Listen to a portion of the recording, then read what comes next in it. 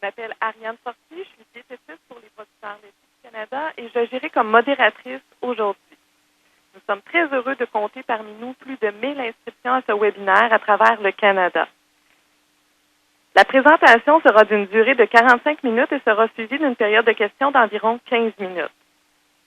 Vous pouvez envoyer votre question à tout moment dans la boîte prévue à cet effet sur la page. Notez que nous tenterons de répondre au plus grand nombre de questions possibles. Pour télécharger la présentation, cliquez simplement sur le lien au bas de l'écran. Il est très important pour le secteur de la production laitière de bien comprendre son impact sur l'environnement, car nous voulons faire notre part. Les producteurs laitiers canadiens travaillent et vivent chaque jour sur leur ferme. Il est donc important pour eux de protéger la terre, l'eau, l'air, pour leurs familles, les communautés avoisinantes, ainsi que pour les générations futures. Les producteurs souhaitent que leur ferme fasse partie de l'environnement physique et social pendant très longtemps afin de s'assurer de la transmettre à leurs descendants. C'est pour cette raison qu'ils investissent dans la recherche depuis plus de 20 ans dans le but d'assurer la pérennité de leurs actions. Qu'il soit question de recherche sur le plan des pratiques visant à améliorer la santé des animaux, l'environnement et la qualité du lait ou encore sur d'autres sujets de ce type, les producteurs laitiers aspirent à être à la fine pointe afin d'exercer leurs activités de manière durable sur le plan économique et environnemental, tout en produisant un lait hautement nutritif. Voilà donc pourquoi il est essentiel de surveiller l'impact de notre production. Il me fait maintenant plaisir de vous présenter M. Jean-Michel Couture. Jean-Michel est associé et consultant principal chez Groupe AGECO.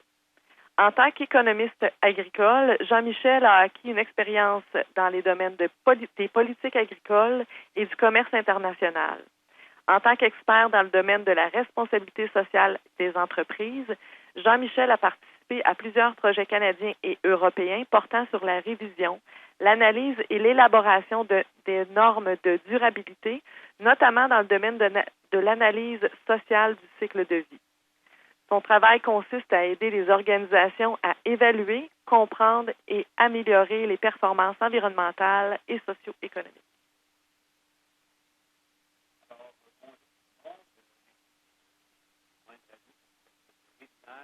Sur l'environnement et le lait, donc découvrir les faits. Alors, comme vous pouvez le réaliser et comme le titre le suggère, l'objectif aujourd'hui pour moi est de démystifier certains concepts, certaines approches, les données et les résultats associés à l'impact environnemental et la performance environnementale de la production laitière au Canada. Alors, comme vous êtes certainement sans savoir, en fait, comme vous savez certainement plus tôt, il y a un débat qui est en cours à l'échelle internationale, mais également au Canada, sur l'impact de la production agricole, de l'élevage en particulier, et même des régimes alimentaires sur l'environnement et sur la durabilité au sens large. Donc, aujourd'hui, mon objectif est donc de contribuer, de fournir des informations nécessaires pour mieux comprendre comment l'impact environnemental de produits agricoles comme le lait est généralement mesuré, de faire état et de présenter les résultats sur la performance actuelle de la production laitière ou de l'impact environnemental actuel de la production laitière au Canada et de présenter et de mettre en évidence la façon dont cette empreinte environnementale a évolué au cours des années et naturellement de mettre en évidence les raisons qui sont derrière cette évolution pour mieux comprendre. Alors, les résultats et les données que je vais présenter aujourd'hui sont tirés d'une étude qui a été commandée par les producteurs laitiers du Canada et réalisée par Groupe AGECO, donc en 2018. Donc, alors, comme le mentionnait Ariane, la présentation sera suivie d'une période de questions. Donc, je vous invite tout au long de la présentation à prendre note de vos questions. Il me fera plaisir d'y répondre à la toute fin de la présentation. Alors, vous avez ici un aperçu du plan de la présentation d'aujourd'hui. Donc, au tout départ, je vais prendre un moment, prendre un peu de recul sur la question avant d'attaquer, de présenter les résultats de l'étude en tant que telle pour vous présenter et parler un peu de l'analyse environnementale du cycle de vie. Donc, je vais utiliser beaucoup l'acronyme ACV dans cette présentation, acronyme qui justement se réfère au concept d'analyse environnementale du cycle de vie. Et et qui vise ici, en fait, une méthodologie qui est utilisée de façon très courante et qui est associée à l'évaluation, en fait, de l'empreinte environnementale des produits, des services et des organisations. Donc, aujourd'hui, lorsque vous entendez parler d'empreinte carbone ou d'empreinte environnementale d'un produit ou de service, il est fort à parier que cette empreinte a été calculée à partir de l'analyse du cycle de vie. Donc, c'est pour ça que c'est important de bien comprendre de quoi il en retourne. Une fois que cette présentation, en fait, cette partie sera complétée, eh bien, je vais m'intéresser davantage à l'étude, donc en présentant les objectifs et l'approche du projet que nous avons réalisé pour les producteurs laitiers du Canada. Et après, je vais présenter directement les résultats en portant une attention particulière sur l'empreinte carbone, qui est peut-être l'indicateur le plus important, du moins celui qui est le plus discuté et médiatisé, mais également les autres indicateurs qui ont été mesurés dans le cadre de ce projet. Et je vais compléter la présentation en liant en fait cette discussion-là sur les impacts environnementaux, la performance environnementale de la production laitière au Canada, à cette discussion plus globale sur la durabilité des régimes alimentaires et sur le rôle des produits de l'élevage pour une alimentation durable. Donc, avant de m'intéresser et de m'attaquer directement à la présentation, un petit mot à propos du groupe AGECO. Donc, pour se présenter un peu, groupe AGECO, nous sommes un bureau d'études basé à Québec et à Montréal. Donc, nous sommes actifs depuis plus d'une vingtaine d'années maintenant. Donc, notre équipe est composée de différents experts dans le domaine de l'environnement, de l'agroalimentaire, de l'agriculture. Donc, je suis moi-même un agroéconomiste. Et au cours des 20 dernières années, donc, nous avons travaillé avec en fait différentes industries, mais en particulier le secteur agroalimentaire, avec non seulement au Canada, mais également aux États-Unis et en Europe. Et nous avons accompagné non seulement des groupes de producteurs, mais également l'ensemble des intervenants de la chaîne agroalimentaire, donc les fournisseurs d'intrants, les transformateurs, les détaillants, pour les amener à mieux mesurer, mieux comprendre l'impact environnemental, les impacts environnementaux, sociaux et économiques de leurs activités et les aider à mettre en place des stratégies, à mettre en place des mesures pour améliorer leur performance. Donc, c'est sur la base de cette expertise et cette expérience que nous avons accompagné les producteurs laitiers du Canada dans ce projet. Alors, comme vous avez pu comme vous pouvez le réaliser, donc en toute transparence avec vous, il est important de mentionner que Groupe AGECO a été mandaté et rémunéré par les producteurs laitiers du Canada pour la réalisation de l'étude et de cette présentation aujourd'hui. Par ailleurs, je peux vous garantir qu'en tant qu'expert dans le domaine du développement durable et en tant qu'expert en matière de responsabilité sociale des entreprises, eh bien, nous agissons toujours en toute indépendance et objectivité, parce que pour nous, ce qui importe, c'est d'avoir des évaluations solides, basées sur la science, afin de pouvoir fournir des recommandations qui sont crédibles et structurantes pour le secteur, donc dans tous les projets dans lesquels nous sommes engagés, incluant ceux avec les producteurs laitiers du Canada. Donc, maintenant, passons directement à la présentation et en commençant avec une brève description ou présentation de l'analyse environnementale du cycle de vie, donc, ou encore, comme je le mentionnais, de l'ACV environnementale. Alors, comme je le mentionnais en introduction, donc quand vous entendez parler d'empreinte carbone, quand vous entendez en parler de performance environnementale, il est fort à parier que la méthodologie utilisée en arrière de ça soit celle de l'ACV. Donc, aujourd'hui, il est de plus en plus courant d'entendre parler justement d'empreinte environnementale des produits, des services et des secteurs, mais il faut réaliser que quelques années auparavant, en fait, c'était beaucoup moins le cas. Donc, c'est une méthodologie qui existe depuis plusieurs années, mais ça a pris quand même un long moment avant que la méthodologie puisse être abondamment utilisée et justement s'intégrer aujourd'hui dans les politiques publiques et dans les discussions que nous avons sur la façon dont nous devons produire et consommer, notamment des produits agroalimentaires. Et dans ce domaine, il est important de mentionner que les producteurs laitiers du Canada ont été des précurseurs dans la mise en œuvre ou l'implantation de l'ACV dans le secteur agroalimentaire au Canada. En fait, l'organisation a été l'une des premières à l'échelle nationale à réaliser une analyse du cycle de vie en 2012.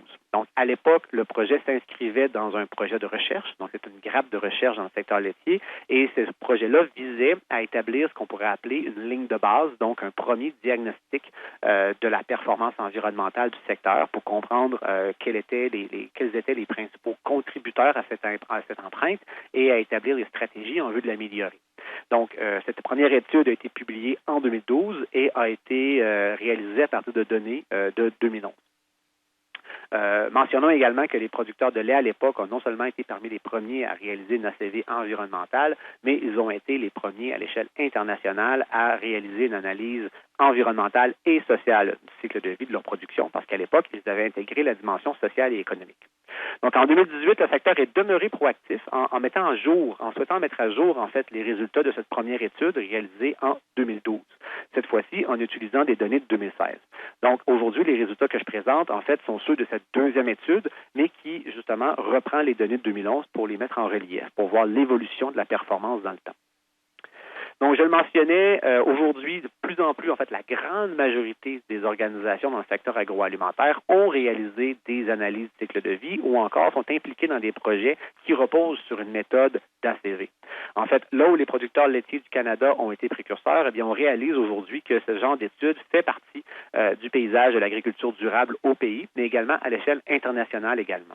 Donc, sans passer en revue l'ensemble des groupes qui sont listés sur cette diapositive, bien, vous constaterez que les producteurs de bœuf, les producteurs d'œufs, de poulet, de porc, mais également les producteurs de grandes cultures, donc de céréales, de grains, ont, à l'échelle canadienne, réalisé ce genre d'évaluation pour mieux comprendre quelle était l'empreinte environnementale de leur production. Évidemment, la question qui se pose ici, c'est pourquoi autant d'organisations investissent des ressources, donc des ressources qui sont de l'argent, mais également du temps, à réaliser des ACV. En fait, ce qu'il faut réaliser, c'est que des ACV permettent de répondre à plusieurs questions, critiques ou brûlantes pour le secteur agroalimentaire, mais également pour n'importe quel secteur qui s'intéresse à son impact sur l'environnement. Parce que, naturellement, on voit régulièrement dans les médias, dans nos lectures, dans les communications, on voit que, naturellement, que nos sociétés font face à des défis environnementaux importants. On n'a qu'à penser au changement climatique, à la qualité de l'air et de l'eau dans certaines régions, la disponibilité de certaines ressources, en particulier l'eau, même l'impact sur la biodiversité. En fait, il suffit d'ouvrir les journaux là, et à chaque semaine, sinon plusieurs fois par mois, on voit apparaître des articles qui rappellent l'urgence d'agir face aux enjeux environnementaux auxquels on fait face. En fait, l'ACV permet comme méthodologie à des secteurs, à des organisations comme le secteur laitier canadien, de mieux comprendre la contribution réelle de leurs activités à ces différents enjeux environnementaux. Donc, en fait, ça permet de mieux comprendre sur une base objective, sur une base quantitative, de mieux comprendre en quoi et de quelle manière des activités contribuent ou pas au changement climatique ou encore à la perte de biodiversité. Et c'est non seulement vrai sur le plan des impacts négatifs, mais également sur le plan des contributions positives que peut avoir une industrie, incluant l'industrie laitière. Parce que tout n'est pas toujours négatif. Il est possible de mieux faire les choses, ou même un certain secteur ou certaines façons de produire peut avoir des impacts positifs. On n'a qu'à penser à la séquestration du carbone dans les sols ou encore au maintien de la biodiversité dans les pâturages, par exemple. Donc, en utilisant l'ACV, c'est une façon de quantifier les contributions négatives ou positives d'un secteur aux différents enjeux environnementaux. La méthodologie de l'ACV permet également de mieux comprendre les implications des attentes des consommateurs en matière de décision d'achat, par exemple. Parce qu'évidemment, en tant que citoyen, en tant que consommateur, plusieurs d'entre nous cherchent des façons de réduire l'empreinte environnementale de notre consommation. Donc, on peut favoriser des produits carboneutres, on peut on peut manger des produits biologiques ou encore s'inscrire dans le mouvement Slow Food ou encore même privilégier des produits issus de l'achat local en souhaitant réduire de cette façon-là notre empreinte environnementale. La réalité, c'est que il peut y avoir des compromis à faire ou en fait des conséquences inattendues associées à certains choix, à certaines décisions d'achat. Et encore une fois, l'ACV, à travers les résultats quantitatifs que la méthodologie offre, permet fournir une information fondée sur la science aux consommateurs pour s'assurer que les choix de consommation qui sont faits, sur un plan environnemental, soient bien informés, en fait, aient accès à des informations qui permettent des choix mieux éclairés. Et ce qui est vrai pour les consommateurs l'est également pour le gouvernement. Donc, en ayant accès à des données quantitatives sur l'empreinte environnementale d'un produit, il est possible pour un secteur, dans un premier temps, de comprendre et de s'inscrire dans les agendas gouvernementaux, provinciaux ou nationaux en termes de réduction ou de lutte au changement climatique, par exemple. Mais également, il est possible de fournir des données plus crédibles ou, encore une fois, robustes pour mieux comprendre ou anticiper les conséquences de certains programmes ou encore certaines réglementations sur le plan environnemental. Enfin, les ACV permettent en fait, sont souvent utilisés par les organisations comme façon de structurer une démarche de responsabilité sociale ou de développement durable. En effet, donc au-delà de la question purement du développement, en fait, de l'impact environnemental, les consommateurs sont de plus en plus soucieux et sont à la recherche d'informations sur la façon dont les produits sont fabriqués, sont fournis, et la façon dont les organisations agissent pour gérer les impacts environnementaux négatifs de leurs activités. Et l'ACV est donc une façon pour les organisations de bâtir et de développer ces stratégies d'amélioration continue et de bâtir un lien de confiance avec le public en comprenant d'abord quelle est l'empreinte de leurs activités, d'identifier les bonnes pratiques, donc de voir comment on peut s'améliorer dans le temps, de mesurer ces résultats et de les communiquer sur une base régulière, donc de rendre des comptes sur les progrès accomplis et de comment ils sont accomplis et de quelle manière cette amélioration est réalisée. Donc, on constate ici que l'ACV a différents bénéfices et offre différentes occasions aux organisations qui souhaitent s'améliorer et s'inscrire dans un agenda de développement durable. Donc, j'ai beaucoup parlé de l'ACV, donc de ses atouts, est-ce qu'elle offre en tant que résultat, mais je n'ai pas nécessairement traité ou présenté l'ACV en tant qu'outil. En fait, il faut savoir que cette méthodologie constitue d'abord et avant tout, en fait, c'est une approche qui a été développée et qui est reconnue à l'échelle internationale. En fait, lorsque des groupes comme Groupe AGECO ou d'autres organisations réalisent des analyses environnementales du cycle de vie, ils doivent s'inscrire et utiliser ou se référer à des normes ISO, donc très strictes et très structurées, qui visent à s'assurer que la méthodologie et les études sont robustes et cohérentes dans la façon dont elles sont menées. L'une des caractéristiques peut-être les plus importantes de la méthodologie, par ailleurs, c'est qu'elle permet de traiter des impacts sur l'ensemble du cycle de vie du produit. Donc, de là, le nom, donc de cycle de vie. Autrement dit, on ne s'intéresse pas seulement à l'impact associé à une étape de la production ou de la consommation, par exemple l'impact de produire du lait ou encore l'impact de consommer du fromage, mais on s'intéresse à l'impact cumulé de produire le lait et de le transformer en fromage et jusqu'à la fin de vie du produit. Donc, en mesurant l'impact global de la production, de la fabrication et de la consommation d'un produit, on évite ce qu'on appelle les fausses bonnes solutions. Autrement dit, en regardant uniquement une étape et en évitant de penser aux conséquences qui peuvent survenir en amont ou en aval de cette étape particulière. Une façon d'illustrer ce processus ou cette façon d'aborder la question, c'est avec, par exemple, l'emballage. On peut imaginer qu'à l'étape de l'utilisation à la maison, on peut penser que l'emballage est quelque chose qui est négatif, donc qui a un impact environnemental négatif et qui devrait être retiré. Ça peut être le cas. Par ailleurs, lorsqu'on s'intéresse à cette question-là dans une perspective cycle de vie, on peut réaliser que l'emballage permet de mieux préserver le produit ou de le garder plus longtemps salubre ou où on peut le conserver plus longtemps. Alors, ce faisant, on peut permettre d'éviter le gaspillage alimentaire et donc de réduire l'empreinte environnementale globale du produit, donc en détournant des produits des poubelles. Donc, cette façon de penser permet donc de mieux comprendre et d'éviter en fait des solutions qui peuvent paraître bonnes dans un certain contexte, mais dans un contexte plus global, peuvent mener à des conséquences environnementales plus négatives. Donc, c'est une des caractéristiques importantes de l'ACV qui fait en sorte que c'est si largement utilisé aujourd'hui dans les décisions et au sein des organisations, autant publiques que privées. Et une dernière caractéristique de la méthodologie, c'est qu'elle utilise différents indicateurs. Donc, elle repose sur une multitude d'indicateurs qui permettent encore une fois d'avoir une perspective globale des impacts environnementaux de la production d'un produit ou d'un service, comme ici le lait. Et on le verra tout à l'heure, le type d'indicateur qui est généralement utilisé. Donc, je le mentionnais également, c'est une approche qui est non seulement standardisée au plan, parce qu'elle repose sur des normes ISO, mais c'est également une approche qui est basée sur la science. Autrement dit, lorsqu'on réalise une ACV, on le fait en se référant à des lignes directrices qui sont développées par des organisations internationales dans les différents secteurs qui nous intéressent. Donc, dans le cas du secteur laitier, par exemple, il y a différentes organisations qui définissent des lignes directrices et qui permettent donc de structurer, de standardiser la façon dont les évaluations sont réalisées pour s'assurer que les résultats sont cohérents entre eux et que les bonnes pratiques soient utilisées et qu'on tienne compte, en fait, des derniers développements scientifiques disponibles pour mieux comprendre l'impact environnemental de certains processus, certaines activités. Et je le mentionnais également, donc il y a différents indicateurs qui sont utilisés par l'ACV. Donc certains sont plus populaires ou plus largement utilisés que d'autres. C'est le cas notamment de l'empreinte carbone, donc j'en ai parlé beaucoup, mais également du bilan eau ou encore de l'indicateur sur les ressources naturelles, donc il va capturer l'impact sur l'utilisation des terres ou encore l'utilisation d'énergie non renouvelable.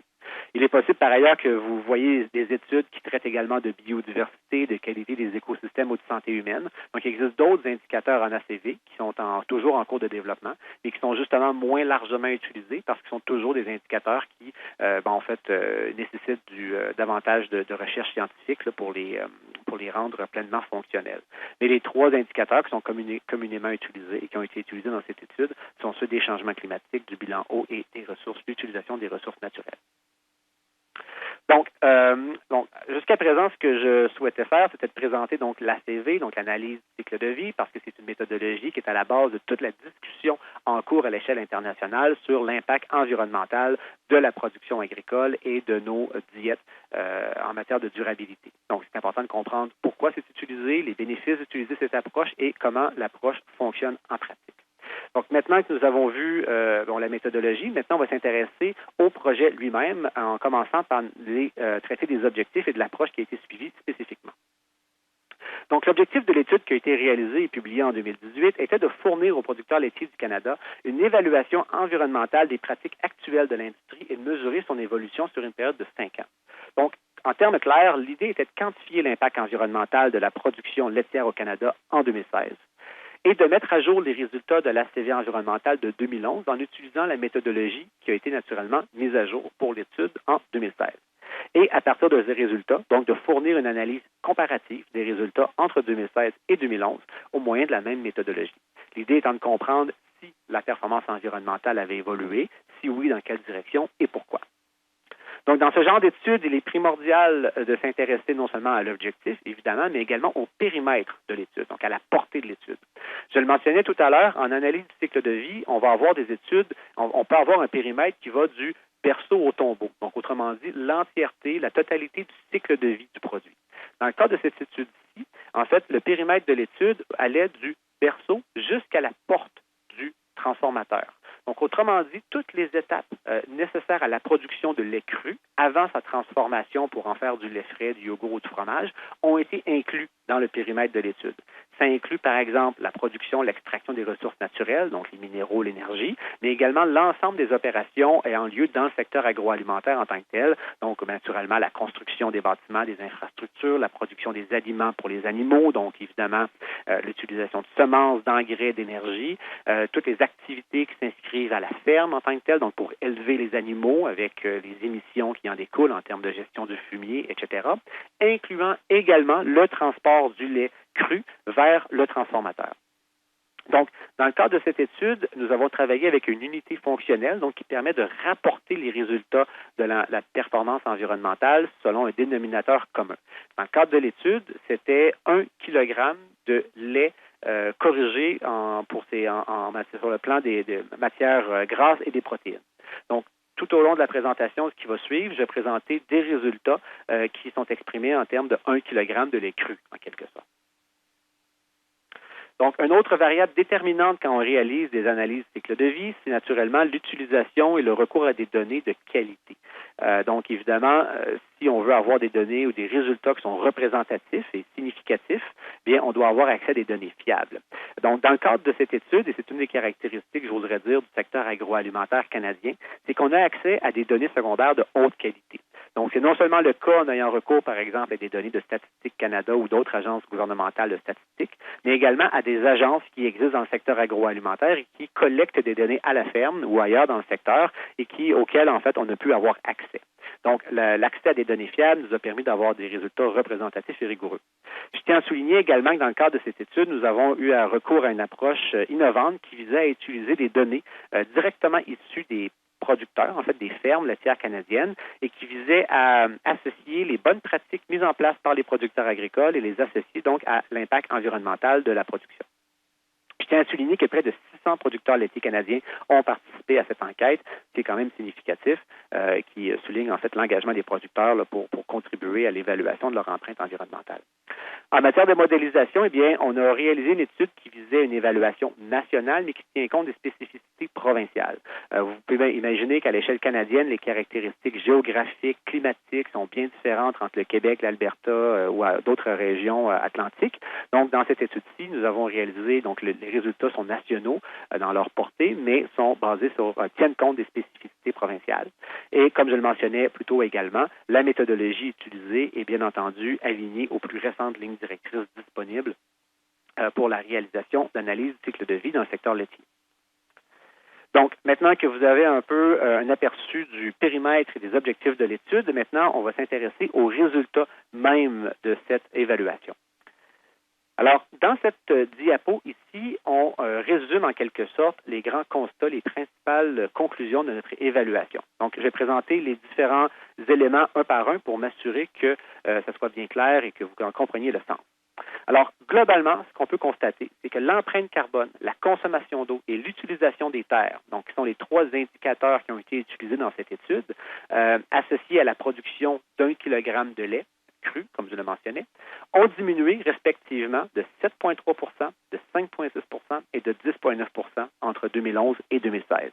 Donc, autrement dit, ce qu'on constate, c'est que pour l'ensemble des indicateurs qui ont été considérés au cours des 5 dernières années, donc le 2016-2011, on constate qu'il y a une diminution significative de l'impact environnemental de produire 1 kg de lait cru. Donc, on voit ces résultats qui sont reflétés ou représentés sur les trois graphiques qui sont à l'écran. Donc, dans le cas de l'empreinte carbone, on voit que l'empreinte est passée de 1 kg de CO2 équivalent à 0,9 ou à 0,92 kg de CO2 équivalent. Dans le cas de la consommation d'eau, on voit qu'à l'époque, produire 1 kg de lait nécessitait l'usage de 27,3 litres d'eau. En 2016, c'était 25,8. Et finalement, l'utilisation des terres est passée de 1,9 mètres carrés par année à 1,7 en 2016. Donc, c'est un premier constat qui est en soi important à souligner. Un autre constat qui ressort de cette diapositive est le fait que la contribution des différentes étapes du cycle de vie, qui sont représentées par les différentes barres de couleurs dans ces graphiques, n'ont pas changé tant que ça au cours de la période. On constate en effet que dans le cas, par exemple, de l'utilisation des terres, que la production des aliments pour animaux, qui est représentée par la barre verte, demeure de loin le principal facteur qui contribue à l'utilisation des terres. Donc, on voit que les proportions des différentes étapes du cycle de vie sont demeurées sensiblement les mêmes d'une période à l'autre pour l'ensemble des indicateurs. En fait, ce qu'on constate ici, ce qu'on constate dans le cadre de cette étude, c'est que ce qui a changé au cours de la période, c'est l'intensité, une baisse de l'intensité des impacts environnementaux de la production laitière entre 2011 et 2016 au Canada. En fait, le secteur a réussi au cours de la période à produire plus de lait avec moins de ressources, en quelque sorte. Donc, autrement dit, l'augmentation de la production de lait par vache est le principal facteur qui explique le fait qu'au cours des 5 dernières années, il y a eu une diminution significative de l'impact environnemental pour les trois indicateurs qui sont ici retenus. Donc, évidemment, la productivité est un facteur important, certainement le principal facteur qui explique l'amélioration de cette performance, mais ce n'est pas le seul. En fait, l'étude a également permis de mettre en lumière le fait que l'adoption de bonnes pratiques à la ferme a permis également d'améliorer l'empreinte de la production pour l'ensemble des indicateurs qui ont été retenus. En fait, la production laitière, donc l'impact de la production laitière est associé à différents facteurs, donc différentes données dont on reviendra tout à l'heure, dont on parlera plus tard aujourd'hui, mais qui sont notamment associées à l'alimentation des animaux, à la gestion du fumier, même à la production des grains et des céréales utilisés pour alimenter les animaux. Et on constate à partir des données disponibles que des bonnes pratiques ont été adoptées par les producteurs au cours de la période et qui ont permis de réduire par la suite l'empreinte environnementale. Donc, par exemple, le fait que les producteurs ont recours à une alimentation optimisée pour les animaux, à une meilleure gestion des fourrages ou encore une meilleure technique pour entreposer les fumiers, ou même de façon à les gérer, ne serait-ce que par le compostage ou encore la digestion anaérobie. Donc, toutes des technologies, des façons de faire qui permettent d'avoir également un impact sur l'impact environnemental de la production. Donc, on peut également penser à l'utilisation de technologies de l'agriculture de précision qui permet notamment, quand vient le temps de produire des grains ou des céréales utilisés ou même des fourrages pour l'alimentation animale, de réduire l'impact de la production.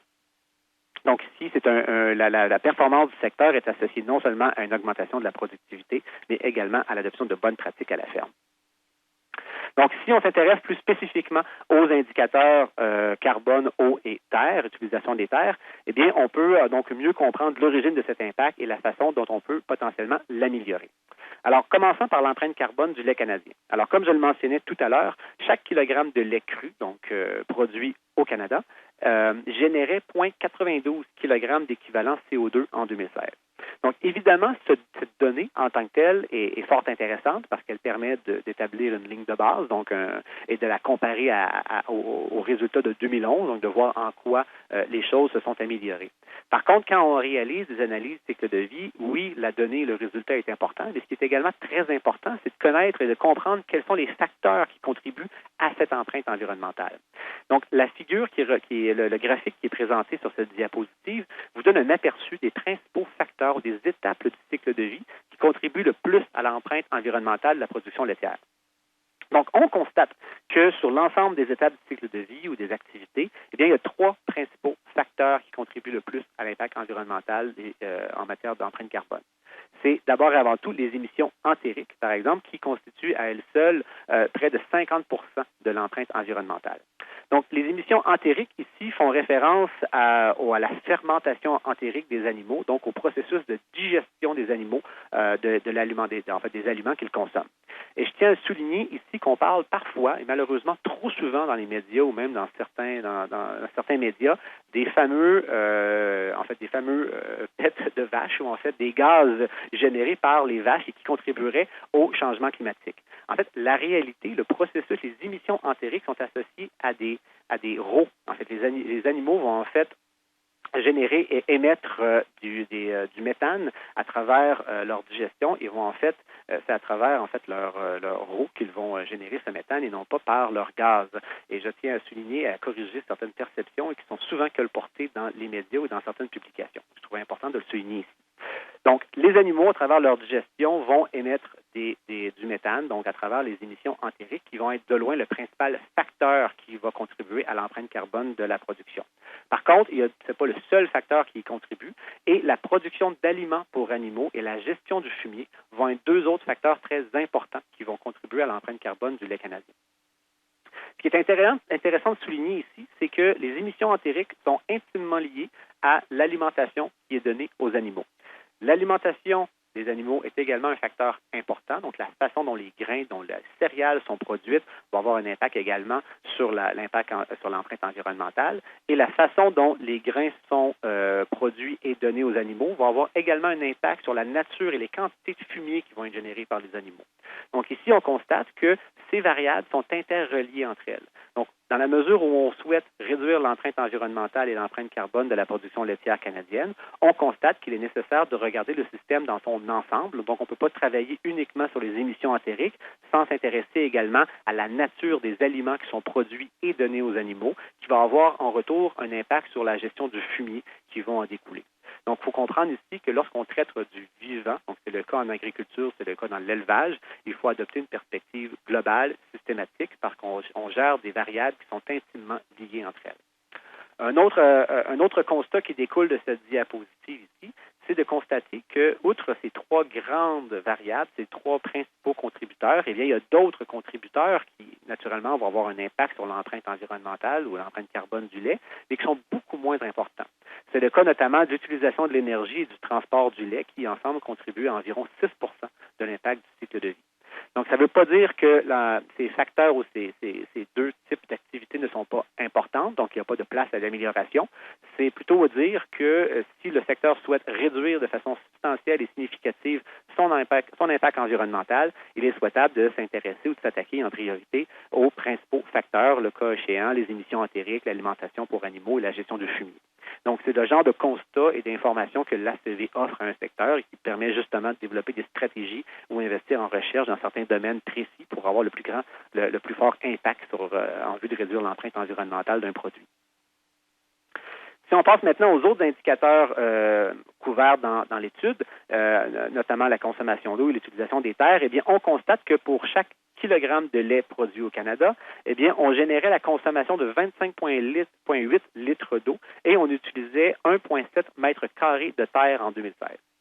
Donc, en fait, lorsqu'on s'intéresse plus spécifiquement à chacun de ces indicateurs, eh bien, on constate que 44 de la consommation d'eau, donc de ce 25,8 litres d'eau, est attribuable à la production d'aliments pour animaux. Donc, et seulement le quart est attribuable à l'utilisation directe de l'eau sur les fermes pour abreuver les animaux ou encore laver les équipements ou les bâtiments. Donc, c'est un constat qui est intéressant également, parce que dans une perspective cycle de vie, on réalise que la consommation d'eau n'est pas uniquement liée aux animaux en tant que tels, donc à l'élevage sur la ferme, mais au cycle de vie, donc à la production des grains, des céréales, des fourrages nécessaires à leur alimentation. Donc, si le secteur souhaite réduire sa consommation d'eau, il est important de travailler de concert avec les producteurs de grains qui doivent également adopter des bonnes pratiques en vue de réduire leur consommation d'eau. Donc, une façon de rapporter ces résultats, pour les mettre un peu en perspective ou en relief, eh bien, c'est de constater que 25,8 litres d'eau par kilogramme de lait, bien, c'est équivalent à une douche de moins de 3 minutes.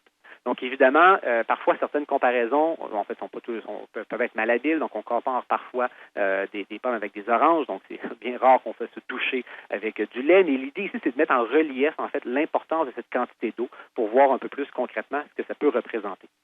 Je tiens à souligner ici également que donc la consommation d'eau au Canada, donc 25,8 litres d'eau, pourrait être largement supérieure si au Canada on avait recours à l'irrigation. En fait, il faut comprendre que l'usage de l'irrigation pour la production de céréales, de fruits, de légumes ou toute autre culture du genre va avoir un impact considérable sur le bilan eau d'un secteur. Et au Canada, globalement, et dans le secteur laitier en particulier, eh bien, on a très peu recours à l'irrigation, ce qui donne en fait un atout considérable pour le secteur laitier canadien et l'agriculture canadienne en général par rapport à d'autres régions du monde qui ont recours bien davantage à l'irrigation et qui a un impact, comme je le mentionnais, significatif sur la consommation d'eau. Maintenant, si on s'intéresse à l'autre indicateur sur l'utilisation des terres, eh bien, on constate que l'essentiel, la vaste majorité des impacts de l'utilisation des terres du secteur sont attribuables à la production des aliments sur la ferme qui sont destinés aux animaux. Donc, c'est pour des raisons évidentes. Donc, c'est surtout la production de grains et de céréales et de fourrages qui va nécessiter des superficies. Si on met ça en perspective également, on constate qu'à l'échelle nationale, bien, la production totale de lait requiert en 2016 ou requérait en 2016 moins de 3 % des terres agricoles du Canada. Donc, on constate que même si la production laitière canadienne est très importante, bien, en fait, l'utilisation des terres qui y est associée n'est pas si significative par rapport à d'autres types de secteurs, par exemple. Bon, évidemment, les objectifs de l'étude n'incluaient pas la comparaison de la performance canadienne ou de l'empreinte environnementale de la production laitière canadienne à celle d'autres régions du monde.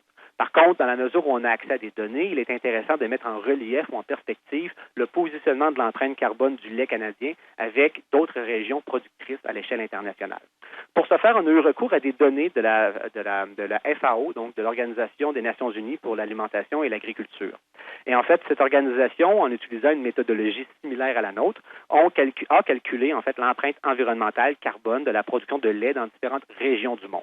Et vous avez en fait cette performance reproduite dans la figure à gauche de la diapositive. Et vous constatez en fait à partir de ces données qu'il y a essentiellement deux grands groupes de régions productrices de lait. Un groupe constitué de l'Océanie, de l'Amérique du Nord, de l'Europe, de la Russie, qu'on pourrait qualifier d'efficace dans la production laitière, donc qui a une relativement faible empreinte carbone. Et vous avez l'autre groupe, qui constitue en fait le reste du monde, qui sont beaucoup moins efficaces dans la production laitière en termes d'empreinte environnementale. Et on constate, avec les données canadiennes, donc de 2016 et de 2011, que le Canada s'inscrit clairement dans le groupe de tête, dans le groupe des pays, des régions efficaces dans la production de lait au plan environnemental. La raison de cette bonne performance, eh bien, s'explique par le fait qu'au Canada, on a accès à une excellente qualité des aliments pour animaux et à une très forte productivité des animaux de par le monde. Ce qui explique le fait que on s'inscrit, la performance du lait canadien est significativement en dessous de la moyenne internationale. Donc, une autre façon de présenter ces résultats, c'est que dans la mesure où on a à produire 1 kg de lait sur Terre, eh bien, le Canada est définitivement une région qui est en très bonne position pour produire ce lait de façon très efficace sur un plan environnemental. Donc, jusqu'à présent, bien, je vous ai présenté la méthodologie de la CV, donc j'ai présenté également le cadre de l'étude et les résultats, en mettant en évidence que la performance environnementale de la production laitière au Canada au cours de la période se positionne non seulement bien sur la scène internationale, donc si on se compare, mais également que cette performance est améliorée de façon significative au cours de la période. Donc, en soi, tout ça, c'est une très bonne nouvelle pour l'industrie. Donc, ça met en évidence le fait que non seulement ils se mesurent, mais également ils s'améliorent dans le temps et mettent des moyens pour s'améliorer. C'est très bien. Maintenant, en guise de conclusion, je souhaiterais reprendre ce contexte, donc ces résultats et cette méthodologie, et de comprendre en quoi, en fait, obtenir le fait d'avoir accès à des données spécifiques, à jour et représentatives de la performance de la production laitière au Canada, s'inscrit dans cette discussion globale à laquelle je faisais référence en introduction sur la durabilité des systèmes agroalimentaires et la durabilité des régimes alimentaires. En fait, vous êtes certainement au courant ou familier avec les discussions qui sont en cours à l'échelle internationale ou même à l'échelle canadienne sur l'impact de notre consommation de nourriture et les recommandations ou les conclusions qui sont faites par certains auteurs sur le rôle ou en fait la place des produits d'origine animale ou même de la viande dans notre alimentation en vue de combattre les changements climatiques ou encore en lien avec la santé publique. En fait, au cours des derniers mois, on a vu paraître plusieurs études qui arrivaient avec ce genre d'évaluation qui visait justement à lier l'empreinte environnementale de la production agricole à des régimes alimentaires et donc à nos façons de consommer la nourriture. Une de ces études qui a eu beaucoup de résonance médiatique était notamment celle du Eat Lancet Report qui a été parue en janvier dernier. Et cette étude, en fait, qui est un exemple parmi tant d'autres de publications récentes sur le sujet, en arrive avec des conclusions plutôt fortes à l'effet, par exemple, que la consommation d'aliments tels que la viande rouge et le sucre devrait être réduite de plus de 50 et que les gens devraient migrer vers une alimentation riche en plantes et contenant moins d'aliments d'origine animale pour, en fait, contribuer de façon positive à la santé publique et des individus et de l'environnement. Alors, vous comprendrez que ce genre d'évaluation, quand on s'intéresse à l'impact environnemental de la production, repose sur des analyses cycle de vie. Donc, en fait, on parle encore une fois de la même méthodologie qui est utilisée, cette fois-ci de façon plus systématique à l'échelle des régimes alimentaires pour comprendre les implications de certaines façons de consommer sur l'environnement. Donc, là où c'est intéressant et on voit un des bénéfices de réaliser des analyses cycle de vie spécifiques dans chacun des secteurs du secteur agroalimentaire canadien ou ailleurs, c'est le fait qu'on peut contribuer à ce genre de débat de façon plus objective et constructive, notamment dans le cadre de cette discussion sur les régimes alimentaires durables. Car il faut constater que ces études qui paraissent avec des recommandations très fortes sur la place de l'élevage ou la place des produits d'origine animale dans notre alimentation sont basées sur des données qui ne sont pas aussi spécifiques, en fait, qui sont très génériques ou internationales. La réalité dans le cas du Eat Lancet Report, par exemple, c'est qu'on constate que les données utilisées ne reflètent pas nécessairement la réalité canadienne, par exemple. Donc ici, sur la figure, vous avez la donnée utilisée par le Eat Lancet Report dans le cas du lait. Et on constate que dans leur étude et dans leur évaluation, ils ont utilisé une donnée de 1,2 kg de CO2 équivalent par kilogramme de lait. Alors, nous avons vu aujourd'hui que dans le cas qui nous intéresse au Canada, eh bien, la production laitière canadienne, en 2011, déjà avait une empreinte carbone moyenne de 1 kg de CO2 équivalent par kilogramme de lait. Donc, autrement dit, et en 2016, cette performance est encore meilleure à 0,92. Donc, on constate en fait que les données utilisées à l'échelle internationale dans ces évaluations ne reflètent pas la performance de certaines régions, de certains produits spécifiques, ici le cas du lait, et ne reflètent pas non plus le processus d'amélioration continue dans lequel certains secteurs s'inscrivent, encore ici dans le cas du lait. Donc, dans le cas du projet de l'étude du Eat Lancet, leur perspective temporelle était de 2050 et on constate qu'en 5 ans, le secteur a déjà amélioré son empreinte environnementale de 7 %. Donc, on peut imaginer que d'ici 2050, l'empreinte environnementale du lait canadien soit bien en deçà de la donnée utilisée par l'étude du Eat Lancet Report, qui a mené donc à des recommandations très fortes et générales, donc génériques sur la place des produits laitiers, notamment dans les diètes des populations. Donc, on constate ici l'importance d'avoir accès à des données canadiennes spécifiques, donc fiables, robustes et représentatives pour contribuer de façon constructive aux débats en cours et aux discussions en cours sur les régimes alimentaires durables. Et c'est peut-être un des messages importants que je veux communiquer en conclusion. Le fait que, oui, il est légitime et même important de questionner l'impact de la production agricole et de l'élevage en particulier sur l'environnement et qu'il est sain que de plus en plus d'acteurs et d'intervenants s'intéressent à l'impact environnemental des façons de produire des produits à l'échelle aussi bien internationale qu'à l'échelle nationale. Par contre, il est toujours délicat de sauter aux conclusions et de mener à des conclusions, à des recommandations qui sont fortes, qui manquent peut-être de nuances sur la façon dont on positionne la viande et les produits d'origine animale dans notre alimentation. En fait, ce genre de recommandations, qui sont très fortes, doivent s'appuyer sur des données fiables, robustes et aussi représentatives, et ce n'est pas toujours le cas, comme nous l'avons vu. Nous sommes toujours dans un processus de développement de connaissances, de développement de méthodologies qui visent à mieux comprendre les interactions complexes qui existent entre la production d'aliments et leur impact réel sur l'environnement. Donc, dans ce contexte, évidemment, le fait de réaliser des analyses de cycle de vie, de mettre à jour les données, comme l'a fait le secteur laitier canadien, mais d'autres secteurs à l'échelle canadienne et internationale, donc permet donc aux producteurs de mesurer leur empreinte, de connaître en fait quels sont les points chauds principaux, de mesurer les gains accomplis et de développer de se doter d'objectifs d'amélioration continue, donc pour s'assurer que le lait soit produit de façon efficace sur un plan environnemental, non seulement aujourd'hui, mais dans le temps également. Et là, on parle ici de la dimension environnementale de la durabilité. Parce qu'évidemment, quand on s'intéresse au régime alimentaire durable, il faut prendre un pas de recul et s'intéresser à l'ensemble des piliers du développement durable qui vont également au-delà de la dimension environnementale. Et une façon de garder ça en tête, en fait, c'est de se référer à des définitions qui se veulent justement scientifiques et robustes de ce qu'est un régime alimentaire. Et l'une de celles-ci, c'est celle de la FAO, donc de cette Organisation internationale des Nations unies sur l'alimentation et l'agriculture. Ils définissent un régime alimentaire durable comme un régime alimentaire ayant de faibles conséquences sur l'environnement et qui contribue à la sécurité alimentaire et nutritionnelle et à la vie saine des générations actuelles et futures. Ils définissent également des régimes alimentaires durables comme ceux qui protègent et respectent la biodiversité, mais également qui sont culturellement acceptables, économiquement équitables, accessibles, abordables et nutritionnellement sûrs et sains, et qui permettent d'optimiser les ressources naturelles et humaines des populations. Donc, en s'intéressant et en abordant la définition d'un régime alimentaire durable dans cette optique, on constate qu'il y a plusieurs variables à considérer lorsqu'on s'intéresse à l'impact environnemental des produits alimentaires et à ce qu'on consomme, et qui nécessitent donc non seulement de s'intéresser à la dimension environnementale, comme permet de le faire l'analyse environnementale du cycle de vie, mais également un appel à s'intéresser également aux dimensions sociales et économiques qui sont incontournables pour éviter que certaines recommandations mènent à des conséquences fâcheuses. Donc, un peu en guise de conclusion, eh bien, un des appels, en fait, qui est lancé aujourd'hui à la communauté scientifique et qui amène, en fait, à des réflexions et des travaux, c'est, en fait, la nécessité d'adopter une perspective systématique, interdisciplinaire et basée sur la science, qui est requise aujourd'hui plus que jamais pour comprendre et mesurer l'impact de l'agriculture et de nos régimes alimentaires sur la santé, l'environnement et le bien-être des populations.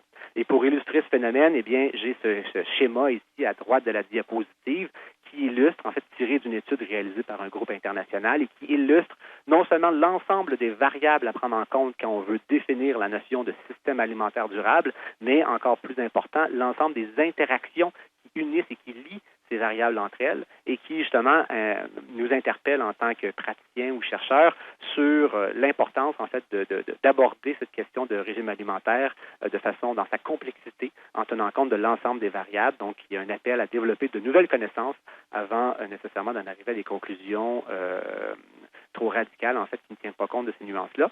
Et évidemment, la réalisation d'analyses de cycle de vie contribue à sa manière à nourrir cette réflexion et cette discussion.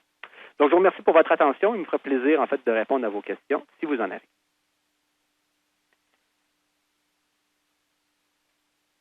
Je note, merci beaucoup Jean-Michel, c'était très intéressant. Nous avons reçu beaucoup de questions sur la transformation alimentaire, c'est-à-dire la transformation du lait en fromage, en yogourt, des choses comme ça. Aujourd'hui, on va se concentrer sur les questions concernant la production laitière parce que l'analyse a été faite dans cette optique-là. L'autre chose, c'est que j'ai remarqué que tu faisais beaucoup référence à 1 kilogramme de lait pour le bénéfice des personnes qui participent au webinaire. En fait, 1 kilogramme de lait, ça équivaut à environ 1 litre de lait, donc 0,97 litres de lait. Et avant de poser ma première question, mon dernier élément, les personnes qui désirent recevoir un sommaire du rapport, vous pouvez communiquer à l'adresse courriel nutrition à commercial dfc plc.ca. Alors, donc, je vais commencer avec la première question. Quels sont les impacts de la plus grande production de lait pour une vache sur le bien-être animal et sur la qualité du lait? Excellente question, et qui met en évidence justement les nombreuses et complexes interactions entre l'environnement, l'économie et ici le bien-être animal des animaux. En fait, ce qu'il faut comprendre, c'est que aujourd'hui, la plus grande productivité du lait par vache est intimement associée au profil génétique des animaux. Donc, tout comme dans le secteur des grandes cultures, des grains ou des légumes ou autres, en fait, il y a beaucoup de recherche qui est faite pour s'assurer que les animaux qui sont élevés, en fait, aient une meilleure productivité, donc soient plus gros notamment. Donc, au cours des années, on a constaté que les animaux, les vaches, sont beaucoup plus grosses qu'elles ne l'étaient auparavant. Donc, en fait, ce gain en productivité n'est pas lié au fait qu'on peut maltraiter les vaches, bien au contraire, sont associés au fait qu'on a sélectionné des animaux qui sont plus productifs d'un côté, et également associé au fait que les animaux sont justement mieux traités, sont mieux alimentés, mieux logés, ainsi de suite, ce qui fait en sorte qu'ils sont moins malades et produisent plus de lait. Donc, c'est un mélange, au contraire, de meilleur traitement des animaux et de sélection génétique des cheptels qui est à l'œuvre dans le secteur agroalimentaire au sens large, qui permettent d'augmenter la productivité, justement, en n'étant absolument pas au détriment de la santé des animaux, j'oserais même dire presque au contraire, dans la mesure où, en parallèle, où le secteur s'améliore sur le plan environnemental, il y a également beaucoup d'efforts qui sont réalisés au plan tant réglementaire qu'en termes de pratiques d'industrie pour mettre en place des bonnes pratiques pour le traitement des animaux. Une autre question de nos internautes. Est-ce que la production de lait laisse une empreinte environnementale plus ou moins importante qu'une même quantité de boissons végétales? C'est une autre excellente question et qui, en fait, est naturellement au cœur des débats qui sont en cours sur l'impact environnemental des diètes. Donc, on vise, certains souhaitent comparer certains produits entre eux. Donc, en fait, c'est une question qui est très difficile, à laquelle il est difficile de répondre de façon claire et décisive. Comme vous avez pu le voir, en fait, il existe l'empreinte environnementale de la production de lait va varier de façon substantielle selon la région où il est produit et la façon dont il est produit. Le même constat s'applique auprès de tout autre produit agroalimentaire, incluant en fait des boissons de soya ou encore des boissons d'amande ou ainsi de suite. Donc, en fait, il n'est pas possible de façon décisive de dire un produit est significativement et systématiquement meilleur qu'un autre. L'autre réalité, en fait, qu'il faut prendre en considération, c'est que à ce jour, on compare des résultats pas nécessairement toujours sur la bonne base ou sur une bonne base, j'oserais dire. Dans la mesure où comparer des protéines, donc on compare souvent, on tente de ramener des produits souvent à des protéines ou à des calories, mais en fait, on oublie, en fait, ça amène à ausculter la complexité du produit en tant que tel.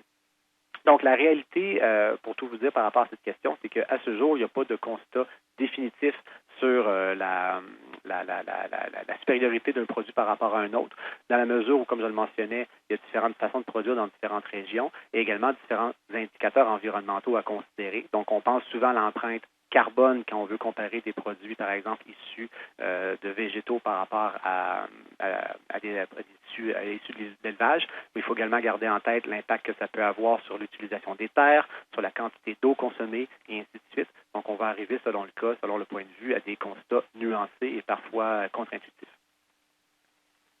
Une autre question. En fait, cet AVC est axé sur la production du lait, mais je me demande, la personne qui écrit la question, pourquoi vous n'avez pas présenté de résultats concernant les autres produits laitiers? Donc, la personne, en fait, se questionne pourquoi on n'a pas présenté une analyse sur la transformation alimentaire. Très bonne question également. Donc, tout relève de ce fameux périmètre de l'étude. Donc, vu que l'étude a été réalisée par les producteurs laitiers du Canada, bien, ils ont identifié ou déterminé un périmètre de l'étude qui couvre leurs activités ou en fait leur sphère d'influence en quelque sorte. Donc, le fait de se doter de ce résultat-là national représentatif permet après aux autres acteurs de la filière, donc les transformateurs et les détaillants, d'avoir accès à une donnée plus spécifique et qui leur permet par après d'évaluer l'impact de leurs propres opérations.